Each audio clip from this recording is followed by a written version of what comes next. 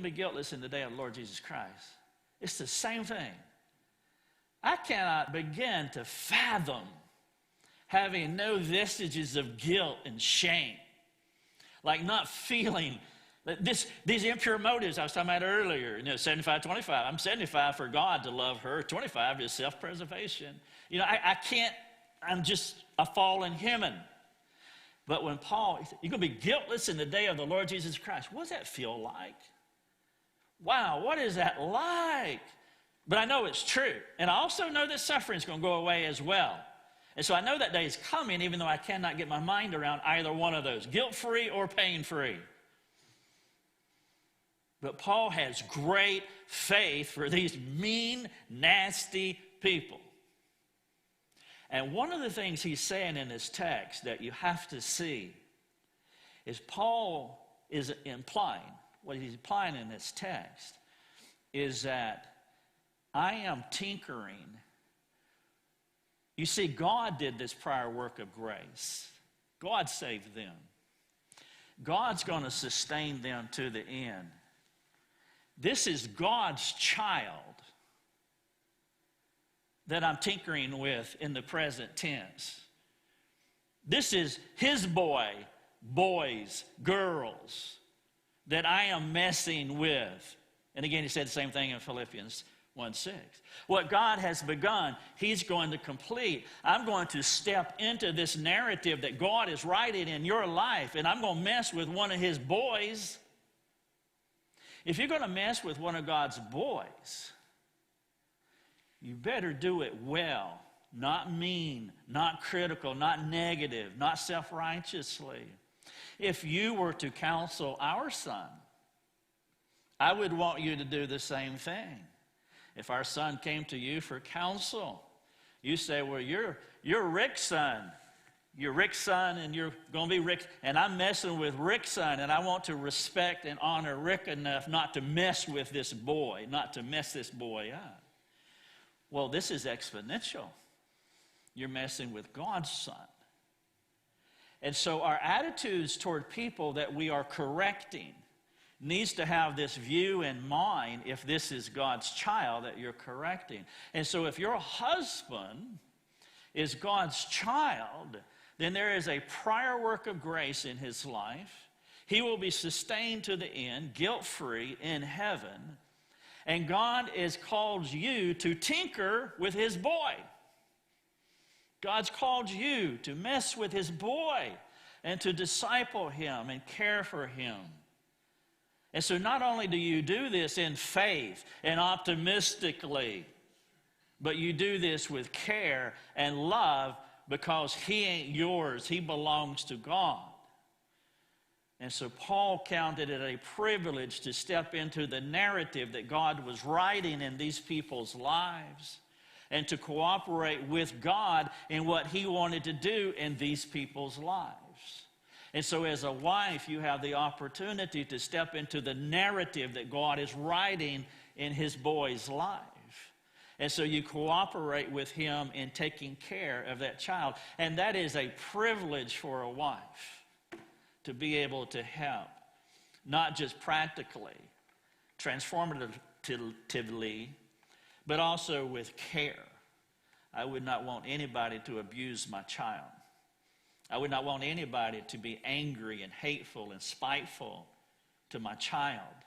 I would want them to respect me and honor me enough that they would care for my child. I'm not saying withhold correction, but correct with love and affection. And so if you're married to a husband who is a believer, then you're tinkering with God's boy. And you can do that optimistically because what God has begun, he's going to finish. And thank God that he would allow you to be part of what he is doing in his life. That passage in 1 Corinthians is really profound. It's mind-boggling. And I want to be, being like Christ is one thing. I mean, maybe someday. I just want to be like Paul. I just want to get to the Paul place in my life, especially in this area of correcting God's children. bringing corrective care to God's children. So I would encourage you in those lines to be careful of the victim, what I call the victim-centered construct. This is something that you don't hear a lot about in counseling. You hear a lot about victim. You hear a lot about sinner.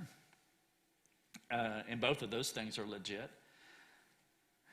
But then it's also important that you bring those two things together.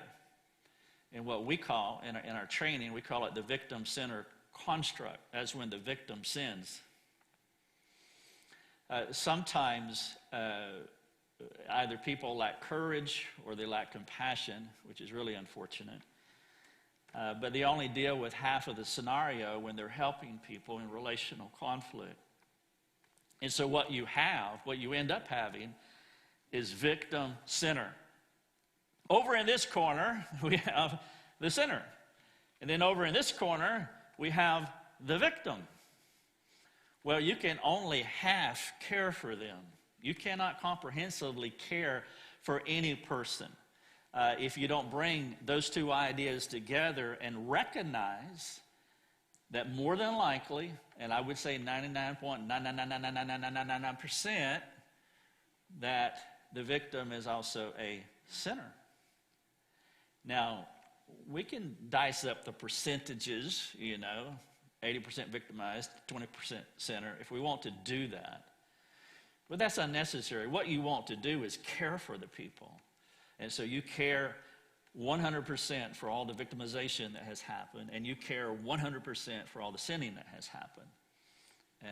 And don't dice it up, but you comprehensively care for everything that has gone on in the person's life. But sometimes in a wife's life, she can really focus a lot on the victimization of what happened to her and not, for whatever reason, deal fully with any culpability on her part. And so if you want to help, you have to deal with both. And so there's a term that Lucia and I have used in our marriage, and it's called double confession. Sometimes you need a double confession when sin happens.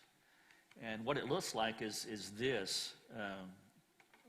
There was a time when I sinned against Lucia, and God convicted me of that. And I went to her, and I asked her to forgive me. This is how the conversation went. I'll just say it at speed, and I'll say my part and her part. Lucia, will you forgive me for sinning against you? Yes, I forgive you. Will you forgive me for sinning against you? That's a double confession. I confessed my sin to her. She asked her to forgive me. She did. And then she acknowledged that she sinned in response to my sin. And so after she granted me forgiveness and released me from that sin, as God had already done, she recognized that her response to my sinfulness was sinfulness. And so it turned into a double confession. And you probably won't hear a lot of people talk about that in their marital dust-ups. Because what will happen is that one spouse will sin against the other spouse. They may go so far as to ask for forgiveness and receive it if they go that far. But there's another mile marker. And you will find in a lot of cases that the spouse was sinned against, might grant that forgiveness, but yet they're harboring sin in their own heart for what happened to them. And they may be ignorant of it. But ignorant or not, there is a residual layering effect of unconfessed sin. And if that residual layering effect happens many times, we're going to go bitter. You're going to get what we would say, you go from dull to hard. There'll be a layering effect because sin is sin no matter how it happened. And if you focus so much on the victim, and if it truly is victim in this corner and sinner in that corner, then this victim is in a lot of trouble. because they will not recognize any sin that they have committed. And I realize you can hardly talk about this anymore out loud, because once you start talking about the victim of something contributing, then it goes shrill real quick. And people won't hear that. I am not saying in any way, shape, or form that you minimize any victimization that has happened. I'm talking about comprehensive care, total care. And if you're going to do total care, there's a process of doing that. And I'm absolutely not talking about being harsh or unkind.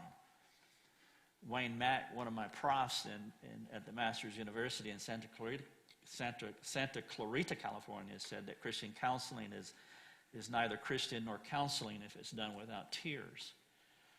And so there is no place for harsh or unkind soul care at all.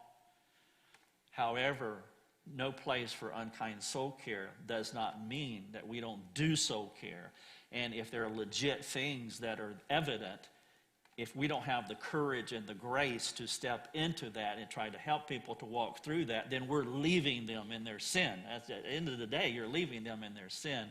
And so you have to walk them through it carefully with a scaffold, surgically, because sometimes the victimization can be so intense and amplified in their souls. It's like the person with the world's worst sunburn, and you can't get near them. The thing that they need, that you need to put on their shoulders, you can't touch them. And so there's a delicacy, but they need this. And so there is a skill that's involved, and we don't want to leave them in their sin. And so if you don't practice double confession, maybe something that you can think about is that, husband, when you sin against your wife again, it's going to happen if you live past this meeting. And you confess that sin to your wife, and she transacts and forgives you, grants it. Maybe a little bit later you can come along and say, "How you doing, baby?" Or "honey," or whatever your name is. And try to explore that. There's a question that I ask, Lucia and I use in our marriage. It's an odd question, but it's an important question. The question is, how is your soul today? That's the question. And the reason that the question is asked that way is because we're a dichotomy, body and soul. And so your body has many parts: eyes, hair, nose, lungs. Anyway, we have many parts. Our soul has many parts as well: thoughts, will, emotions, thoughts and intentions, Hebrews 4:13. Soul, spirit, conscience. There's so many different aspects to the soul. That's why Jesus was stacking words when he was saying, "Love the Lord your God with all your heart, soul, mind, strength." He's bringing these parts together to speak in hyperbole to love God with all of your being. But the soul has many parts. And so we just got used to asking, how is your soul today? And the reason that's important is because I want her to identify which soul part is she struggling with. Is she struggling with her thought life? Is she struggling with her motivations? Is there something going wrong emotionally? Is her conscience pinging her with something? And so rather than me trying to figure out, I just ask her. And so she understands the question, therefore she can answer. We've talked through this, and so she understands she knows how to answer it. It would be like the doctor asks you how your body is when you go, and what he says is, "How are you doing today?" or "How are you feeling?" or something, but you know what he's asking. He's not going to ask you, "Hey, how's your big toe today?" Huh? My arm's broken. And so he asks you that general question so that you can answer him specifically. And so it's the same question: how is your soul today? And so if I sinned against her and ask her for forgiveness, and then come back later, I would say, "How is your soul doing? How's your soul doing?" Well, I mean, honestly, my thoughts are not doing well right now. I'm having a hard time taking them captive because I'm still harboring, what you did, and I'm struggling with it, and I was sinning in my heart. And so now we're doing some in-depth soul care at that point, but it's a cooperative effort as she understands the question that I'm asking her, and I'm asking the question because I know that the potential for a double confession, I'm not judging her, I'm just asking a question, but the potential for a double confession is absolutely essential because I really don't want her to be harboring sin. That makes for a rough night, a rough year, a rough life if it continues that way. And so you want to do soul care. But when you do soul care, you have to get into the specifics of soul. Now, if in my question asking webinar on our website right now, it's like episode 376 or something like that. But you can pull up that webinar on question asking, and I do a whole section of that. I call it a soul education, where I get into these components of the soul and walk through why it's important. But I would encourage you to watch the entire webinar so that it will help you to learn to ask questions on both levels, the behavioral questions that you ask and the heart level questions for diagnosis, because, again, all of our actions come from our hearts, and so there's two levels of questions there, and it requires two-level listening. And so as you're listening to what a person is saying, so as I listen to Lucia talk about the event, the sin event that I did, as I hear her talk about on this level, I'm trying to discern what's going on at her heart level as well. And if there's something awry at the heart level, you'll hear it coming out of her mouth, and that will be a clue that we need to do more diagnosis of the heart so that she can be settled with this. I want her to be free from this. And so sometimes this idea of double confession is critical, and maybe even more so for wives. And so this is why I'm saying it, is that you wives can really be stuck on what your husbands have done to you, legitimately sinned against you, but not have enough self-awareness to know that you're sinning in response, and you need to humbly and honestly diagnose and own that. And I'm just going to assume that your husband will be mature enough to have that conversation. I realize that that's not true all the time. And you can be really stuck because now I can't even talk to my husband about this because he's not mature enough to engage in this type of conversation. And will be one of those times where you would want to go over your head, not so much to confront him, but for you to get help to work through this, because you need somebody to help you work through it so you're not hung up if you're in a situation where your husband is not reciprocating or cooperating in the sanctification process in the marriage. Any thoughts about that or questions?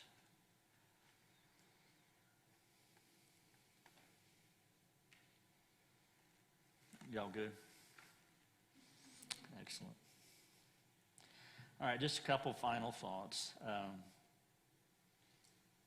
There are no his and her problems in marriage.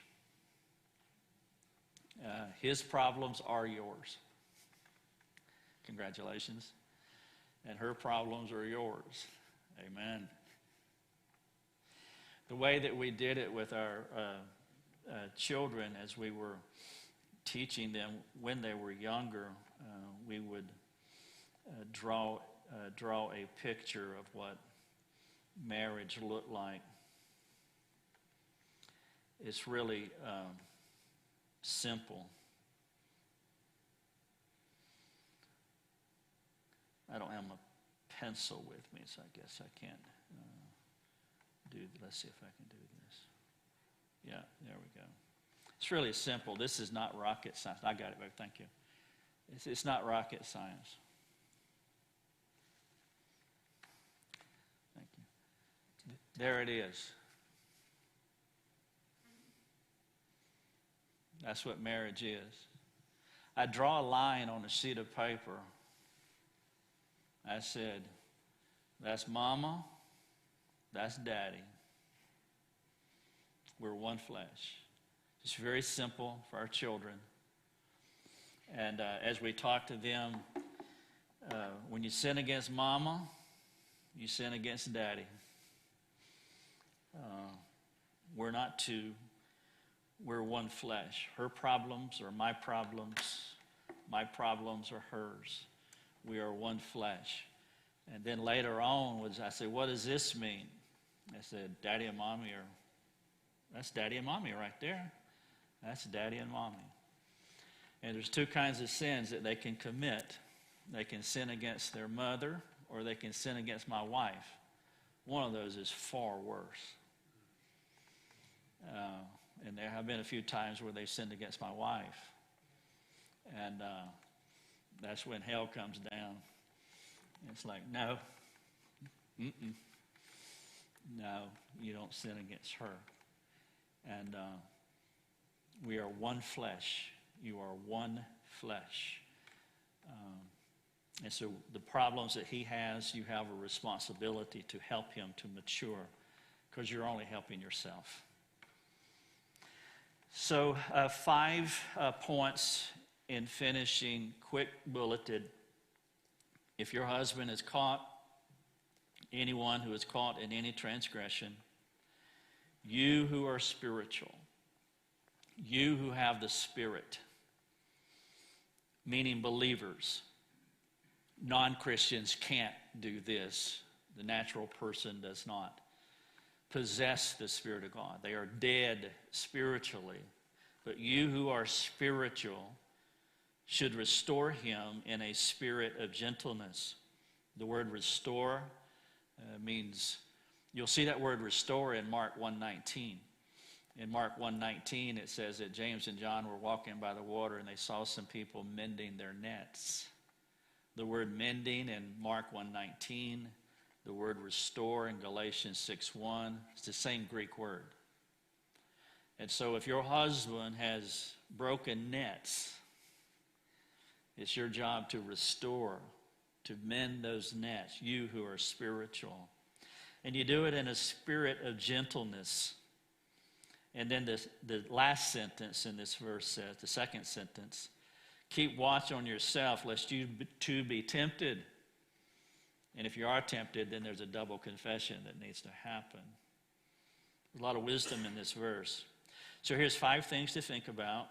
When your husband sins, first of all, expect the obvious. He is a sinner.